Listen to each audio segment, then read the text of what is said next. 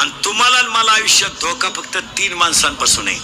1 मित्र, 2 भाऊबंद आणि 3 पाहुणे रावळे. सगळ्यात नालायक क्वालिटी आहेत 3.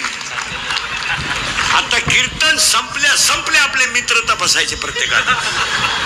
त्या सांगते तुझी माझी शेवटची भेट, परत आपली गाडी घ्यायची नाही. तुम्हाला तुझ्या गाडीवर आलो, पायी आपल्या गाडीवर यायचं. तुम्हाला माणुसकी उडत गेली, माणुसकी.